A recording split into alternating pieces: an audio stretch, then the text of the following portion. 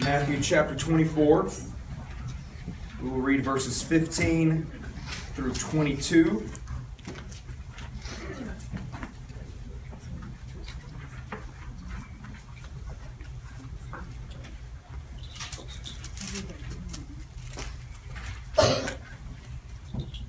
So when you see the abomination of desolation spoken of by the prophet Daniel standing in the holy place, let the reader understand.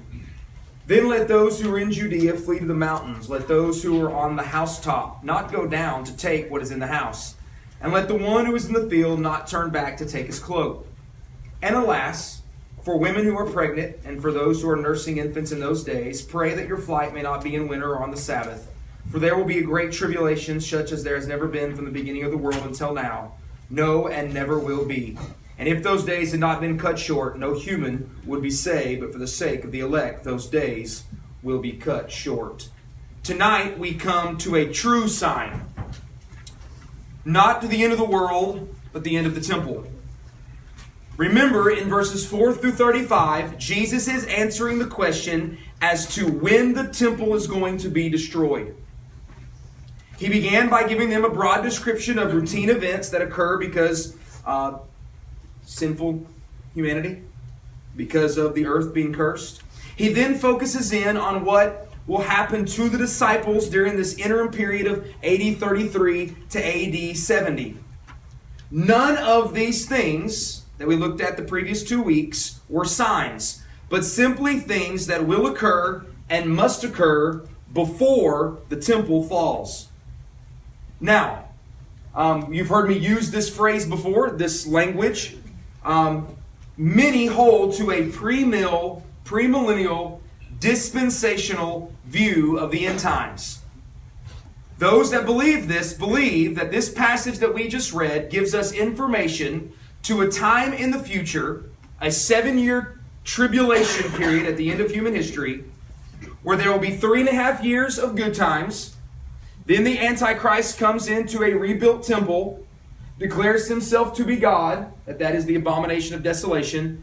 Then he turns upon Christians, and for 3.5 years he wages war against them in this great tribulation. However, that is not the view that I am taking tonight, and my prayer is that when we are done, you will have a historical and biblical understanding of what is occurring and what Jesus is predicting in verses 15 through 22. This is a true sign of when the temple will fall, not the end of the world. So let's walk through these verses and let's see how these events were fulfilled at the time and around AD 70. First, verse 15 starts with the words, "So when you see." This is to point out that this is a sign. When you see this, then you'll know this. So this is a true sign that we're dealing with here. That's why he says, when you see it, then you know this next thing is going to happen. When you see this abomination of desolation, or literally an abomination that brings desolation, then you will know that the temple destruction is at hand. So when you see this sign, there's going to be a sign. When this sign is seen, you will know that the temple destruction is at hand. Now the question is, why does Jesus call these events the abomination of desolation? Why that language? Now, this is not the first time that these words are mentioned in Scripture. In fact, Jews would recognize them immediately coming from the book of Daniel. So let's go to the book of Daniel and let's read 4 verses from the book of Daniel. The first is Daniel 8:13. So flip back to the book of Daniel and let's read Daniel 8:13.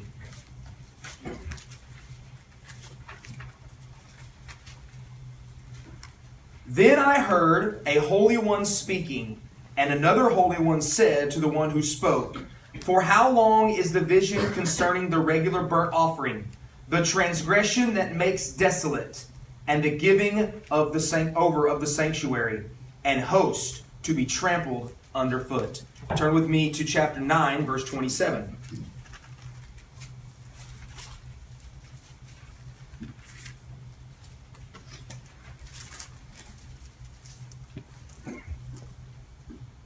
And he will make a strong covenant with many for 1 week, and for a half of the week he shall put an end to sacrifice and offering. And on the wing of abomination shall come one who makes desolate, until the decree end is poured out on the desolator. Turn to chapter 11, verse 31.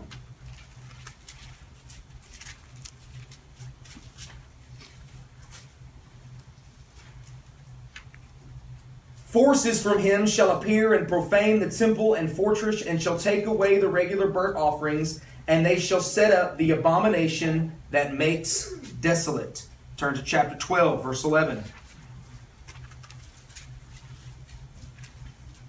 And from the time that the regular burnt offering is taken away, and the abomination that makes desolate is set up, there shall be 1,290 days. This prophecy of Daniel was immediately fulfilled by the Syrian king Antiochus, who ruled over Palestine from 175 to 165 BC. He called himself Theos Epiphanes, which means manifest God. His enemies called him Epinomes, meaning madman. In 168 BC, Antiochus Epiphanes killed 40,000 Jews, ransacked the temple, sacrificed a pig on the altar, spewed the blood all over the holy ground. He then placed an image of Zeus in the temple above the altar. So in 168 BC, the immediate fulfillment of the abomination of desolation mentioned by Daniel is fulfilled with Antiochus Epiphanes, who called himself manifest God, coming into the temple, killing 40,000 Jews, ransacking it, slaughtering a pig, spreading the blood everywhere, and putting an altar to Zeus in the holy temple. So the abomination that makes desolate is immediately fulfilled before the time of Christ, 168 years before Christ. So why now in Matthew 24 does Jesus use that same language, abomination of desolation, or literally the abomination that brings desolation? Well, you've got to understand, the Jewish people had imprinted in their history what occurred in 168 BC. I mean, that was one of the most tragic events that has ever occurred in Jewish history. And so they have this imprinted on their mind. They know what the abomination that brings desolation is. Their ancestors experienced it, and they know what it is. So when Jesus says there is an abomination of desolation prophesied by the prophet Daniel, and then he says, let the reader understand, it seems that what Jesus has in mind, he is envisioning a second time that this is going to happen. A repeat performance, if you will. Something very similar to what occurred with Antiochus was going to happen again. And when Jesus says, let the reader, when Matthew says, let the reader understand, he's not saying the reader of Matthew understand. He's saying the reader of Daniel understand. Let the reader of Daniel understand that something very similar to what he prophesied is going to happen again. When you see another instance like what Antiochus did, when that happens, you know the temple's about to fall. You know that the temple destruction is at hand. It is interesting to note that when we look at parallel accounts of this message, for instance in Luke does not use the language abomination of desolation. Now, I asked myself the question, why does Matthew say abomination that brings desolation, and Luke does not use that language? The reason why, who was Matthew writing to? Matthew's primary audience was Jewish people who would recognize that language immediately. So when Matthew says, when he writes abomination that brings desolate, he knows that every Jewish mind is immediately going to go back to Daniel. They know that what Antiochus Epiphanes did, and they know that what Jesus is saying is something similar to that's going to happen again. Luke uses this language in Luke 21:20. But when you see Jerusalem surrounded by armies, then know that its desolation has come near. That word desolation is the same word from Matthew 24. But he doesn't use abomination that brings desolation because that's a very Jewish term. Luke is not writing primarily to Jewish people. He's writing to Gentile people who would not have the same knowledge and understanding of the book of Daniel. Now you got to remember, when Gentile people got the gospel and get saved, they don't have 66 books like we have. Okay? The only thing they had was the Old Testament. So when Paul would come to Gentile people and he would preach the gospel to them, he would use the Old Testament to do so, and he would talk about who Jesus was in fulfillment with that. But those Gentiles that he was talking to did not already know the Old Testament. They would get saved through the gospel, and then they would learn the Old Testament. But they wouldn't know the Old Testament up front. These Gentiles weren't spending time memorizing the Old Testament and knowing what the book of Daniel had to say. But Jews did. So Matthew, writing to Jews, uses the language of the Old Testament because they're going to know exactly what he's referring to. Luke makes it simpler for Gentile people and says, when armies surround Jerusalem, know that its desolation is coming. That makes sense? So what was the climax of this abomination of desolation? That begins, according to Luke, begins with armies surrounding Jerusalem. Well, in order to answer this question, we need to understand the events that occurred from AD 66 to AD 70. So it's history lesson time. We're going to have to just have some history, okay? The relationship between Jews and Rome had been building in tension for years. At the time of Jesus, there was tension between the Jews and Rome. It is the reason why Pilate just did with Jesus what the Jews wanted done with Jesus. It is because tension was already high. So, in AD 66, this building tension finally reached a head, and there was a Jewish revolt that led to Rome sending an army to Jerusalem, led by General Cestius. Okay, so Israel's going to revolt. Rome sends an army to Jerusalem, led by Cestius, to put down the revolt. Cestius attacked the city to stop the revolt, and then according to Josephus, remember he's our Roman historian about the Jews, according to Josephus, inexplicably retreated. No explanation why he retreated. He wasn't losing battles. He decided to retreat. While this retreat was taking place, a civil war broke out in Rome. So the Roman army, instead of now taking their forces and focusing on Jerusalem, they took their forces to go deal with the civil war that was taking place, and they left Jerusalem alone. In AD 67 and AD 68, Jerusalem was the last stronghold. Okay? The revolts had been squashed and squelched all over the place, and Jerusalem was the last stronghold still standing. So murderers and thieves and zealots, everybody flooded into Jerusalem because they knew it's just a matter of time before Rome comes back. And when the Roman army comes back, the only stronghold left is Jerusalem. So a flood of people from 66 to 67, they flood into Jerusalem for protection. And from the years 67 to 68, this is very important, Israel had their own civil war. Because inside of Jerusalem, Cestius basically left the place in anarchy. There was no rule, there was no governing, it was total chaos inside of Jerusalem. Now, when there is chaos, we know what happens, right? Groups and factions seek for power. They seek to take the power. One of these groups was the Zealots. The Zealots believed the way to take care of Rome is to fight Rome. Jesus saved one of the zealots and called him to be a disciple, by the way. They believed the way to deal with Rome was to revolt and to make war with Rome. There were other Jewish groups and factions that said, no, let's just submit to Rome. Yeah, it stinks that we're under their oppression, but we're going to live. Let's not fight them. So this civil war took place inside of Jerusalem as murderers, thieves, and zealots came flooding in to find protection. These warring factions attacked one another, and in one incident, more than 12,000 of the city's nobles and leading citizens were killed and tortured by the zealots. Those who tried to escape had their throats slit and their bodies left to rot in the streets. In 69, so this happened from 67 to 68. What's going on while there's a Jewish civil war? There's a Roman civil war.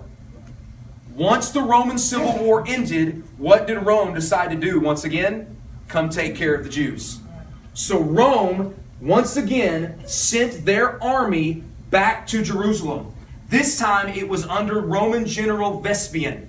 So he gathers the army. General Vespasian is fixing to attack Jerusalem. And in the midst of the attack, Nero, the emperor, dies. Vespasian becomes the new emperor. So Vespasian leaves to go with the emperor. His son becomes the head general. His name was Titus. Now Titus takes the Roman army. He attacks Jerusalem. 5 months, it's all done. It's all done in 5 months. An onslaught on Jerusalem, ending with the Roman army bringing their ensigns. These were signs to their gods. These were religious symbols to their gods. They bring these ensigns into the temple, and they set them facing the east gate, made a sacrifice, and worship in the temple. Now, is that not a repeat performance of something very similar that Antiochus did? This time the Romans, they attack Jerusalem, they come into the temple, they ransack the temple, they set up their idols to their false gods, and they worship inside the temple just like Antiochus did. 200 years difference, over 2 years difference. This event of sacrificing and worshiping in the temple was the culmination of the Abomination of Desolation. It was the repeat performance of Daniel's prophecy. So when Jesus says there's going to be a repeat performance of the Abomination of Desolation, and Luke records that Jesus says when the armies surround, you'll know that this is happening. Now, verses 16 through 20. So all of that is just verse 15. In verses 16 through 20, Jesus now gives instructions on what the Christians should do when they see the Roman army surround Jerusalem. Because that's what they're looking for, right? They know when the Roman army surrounds Jerusalem, now we know what's fixing to go down. We know what's fixing to take place. So Jesus gives some instructions. He first says, let those who live in Judea flee to the mountains. He says this to tell those who are living outside of Jerusalem not to go into the city. Don't run to the city for protection. It's not going to protect you. You flee to the mountains. By the way, when Antiochus in 168 BC, when he attacked the Maccabees, you know where they fled to? They fled to the mountains. Jesus is now saying, you do what the Maccabees did. When Antiochus Epiphanes attacked, the Maccabees fled to the mountains. You do the very same thing. When the Roman army surrounds, you flee to the mountains. He then states that one who is on the housetop should not go down to take what is in his house. The one who is in the field should not turn back to take his cloak. According to R.T. France, this is standard Jewish language for an emergency and is not to be taken literally. Jesus was not saying, if you're on the rooftop and the army is coming, you need to just leave your family and just leave them all behind and don't worry about anything and just get out.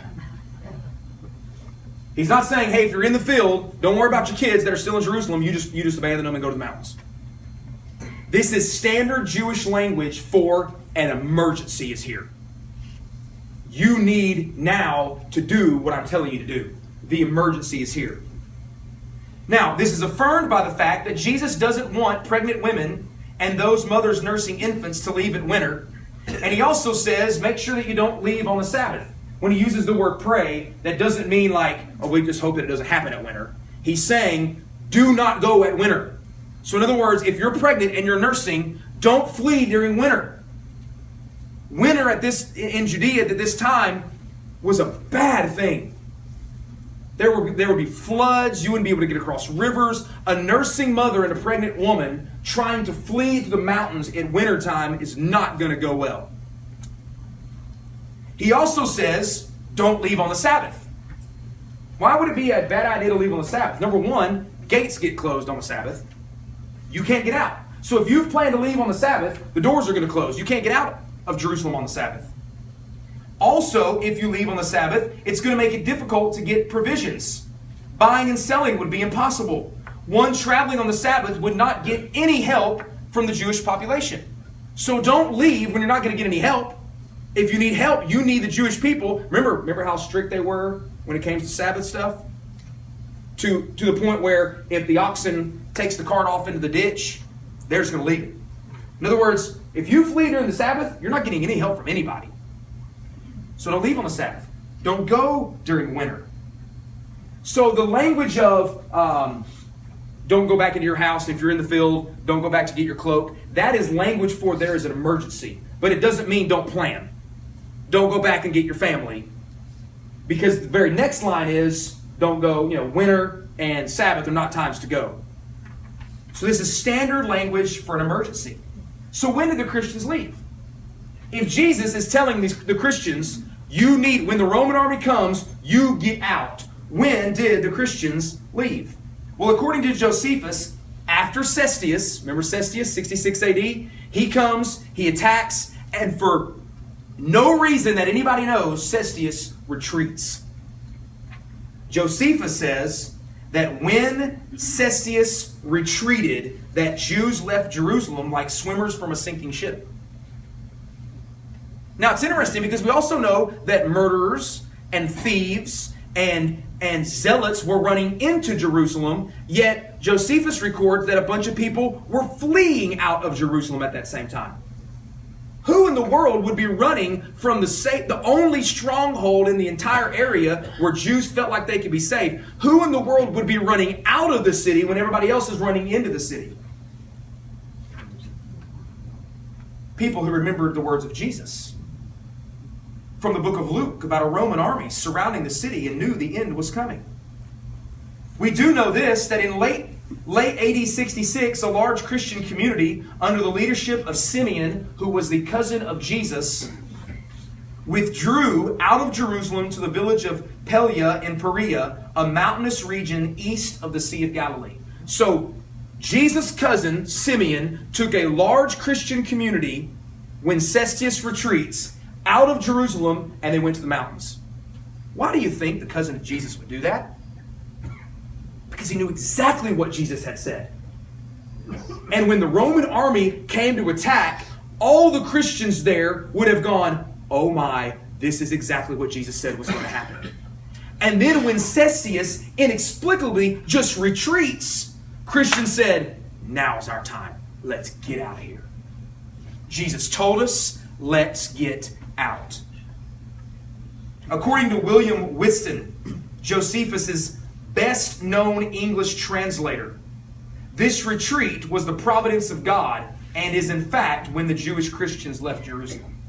So the greatest English translator of Josephus says, Josephus doesn't understand this was the providence of God, but I understand it being the providence of God. When Cestius, inexplicably, we know what happened. God is sovereign. He was giving his people a chance to obey his very words. And Cestius retreats, and the Christians abandon Jerusalem like swimmers from a sinking ship. According to Eusebius, by all accounts, no Christian died in the Holocaust that engulfed Jerusalem in AD 70. Let that sink in for a minute. By all accounts, not one Christian died in AD 70 when Titus attacked Jerusalem. How is that possible? Because they weren't there. That's why. They were not there. They abandoned Jerusalem by the instructions of their Lord and Savior. Jesus says, here is a sign. There is going to be an abomination of desolation. There's going to be a Roman army coming to surround the city. That's the beginning of it. When that happens, you get out. You need to be on high alert, emergency. Make plans and take action and get out of the city. So when finally Rome comes back in 70 AD, the Christians are gone and they survive. Verse 21, Jesus then states, there will be great tribulation, such as has not been the beginning of the world until now, no, and never will be. The 5-month siege of Jerusalem, led by Titus in 70 AD, was a horrendous thing that is almost too hard to believe. Titus surrounded the city. Famine eventually set in. He began burning down the storehouses full of food and polluting the water supply. People sold their homes for food and sold their children for food. People drank regularly from the open public sewers. There were horrible tortures that were inflicted upon you if you were caught hiding food. In desperation, some would leave the city right into the hands of the Romans. Josephus says that thousands were crucified, often 500 a day. Burial became impossible, so bodies began being stacked up in the streets, stored in upper rooms. They would die and they would just take the bodies up to upper rooms and begin piling them up. Piling up bodies in the streets. And as we've seen with the when we had the Ebola rage, what happens when you don't take care of a dying body? Disease begins spreading everywhere. Josephus tells of a story of a woman who killed her son, roasted his body, and ate half of him. Hid the remaining half, but when the stench began to smell, others began to take notice and came to her, and so she was not going to get tortured. She offered the other half of her son to others to eat. Finally, the walls of the city were breached. The temple was set on fire after they ended the abomination of desolation. They came in, they worshipped, they sacrificed, then they set the temple on fire. Josephus said that no one could count the dead bodies because they were stacked too high on top of one another. However, historians have estimated that 1.1 million Jews died in 5 months, and that over 100,000 were sold into slavery. Everyone was either killed or became a slave. Everyone was killed or became a slave. You see now why Jesus says, see the sign and get out. See the sign and get out. No Christians were in Jerusalem during this period of time. They had heeded the warnings of Matthew 24, and they had got out. The language of this verse may be either hyperbole or literal. We don't know for sure. Theologians differ on whether when Jesus says, when he uses the language, there hasn't been a tribulation like this from the beginning of the world until now, nor will there ever be. If it is literal, it's very interesting. If it's literal, then it doesn't make any sense for this to be a tribulation that takes place at the end of the world, because there would be no room for there to be any other tribulations after it to compare it to this one. So if this is literal, and if you take this and put it into the middle of a 7-year tribulation at the end of the world, and this is literally a tribulation as there has never been, nor will there ever be, if there is no time for there to be afterwards, this doesn't make any sense for Jesus to say this. However, if it's 70 AD, and you're going to have a ton of, at this point, almost 2,000 years of more tribulation after this, then it makes sense for Jesus to say this. If, however, it could very well be hyperbole, meaning it's common language for Old Testament, and from the Old Testament, widely known in the ancient world for horrific judgment. That tends to be the position I hold. I believe this is language, and I don't have time, but we can walk through all these different Old Testament passages where this very same thing is used. This very same language. This is ancient language for a time of judgment and horrific atrocities that are being performed. Verse 22. Jesus then says, these days were cut short, or all humans would have died. But for the sake of the elect, those days will be cut short. From everything I have read, I think the elect here are the Christians who have fled Jerusalem. This war ended quickly, because if not, then the war would have no doubt wiped out Jerusalem, but then all the Jews who had fled from that point on would be hunted down and killed and tortured and taken care of as well. However, because the war was only 5 months and it was so decisive, Rome saw it as a convincing enough victory and thus ending the Jewish revolt and no more chasing down of the Christians for this period of time. Martin Luther wrote that because of the blessings that God pours out on the elect, all the earth is blessed. Here's a perfect example of that. For the sake of the elect, this war was short and decisive, so that it did not continue. And actually, even though 1.1 million people were killed, many lives were spared because of the grace of God.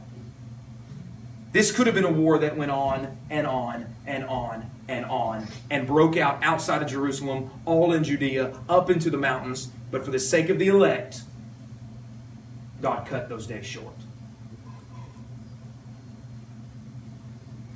So once again we see that the words of Jesus in verses 4 through 35 are about the destruction of the temple.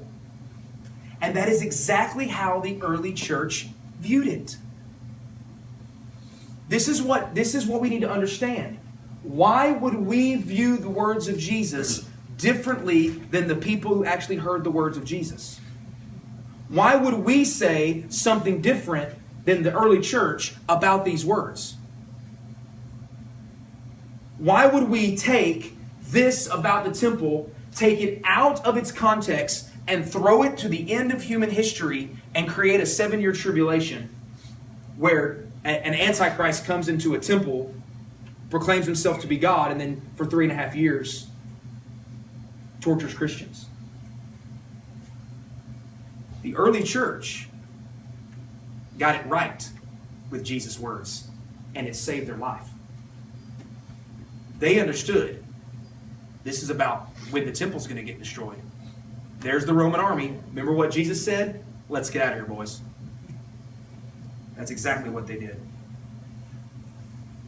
This is not about the end of the world, or an antichrist, or a temple that's going to be built, or about a 7-year tribulation. This is something that has already occurred in biblical history.